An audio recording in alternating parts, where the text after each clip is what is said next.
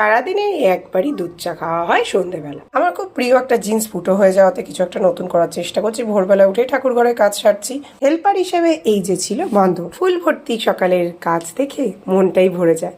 আমার আর শখে শিউলি গাছেও ফুল ধরেছে। বাবানের জল ভরছি বোতলে, তারপরে ওর জন্য পরোটার আটাও মেখে ফেললাম। ভোর থেকে সকালের এই সময়টা প্রচন্ড দ্রুত গতিতে চলে। তাড়াতাড়ি আলুর তরকারি, পরোটা, মাইন্ড এবং পেটকে ফ্রেশ করার জন্য গ্রিন টি 1 কাপ লাগবেই। তারপরে একে একে হয়ে গেল টিফিন তৈরি। বাবানের জন্য বেরিয়ে পড়লাম দৌড়াতে দৌড়াতে। মা আর মেয়ে দুজনে মিলে। গাড়ি আঙ্কেল চলে এসছে, হর্ন দিচ্ছে। গাড়িতে উঠেই সূর্য সুন্দর আভাস দেখে কি যে ভালো লাগে। এদের তিনজনের সংসারে বড্ড ঝামেলা, সেটাই মেটানোর চেষ্টা করছিলাম। চলে আসলাম পাড়ার গলিতে। একসময় হাস্যোজ্জ্বল স্কুলটিকে এখন মৃতপ্রায় লাগে। বাড়িতে ফিরে এনাদের মাছ খাওয়ার পর্ব চলছিল, সেটা একটু দর্শন করে নিলাম।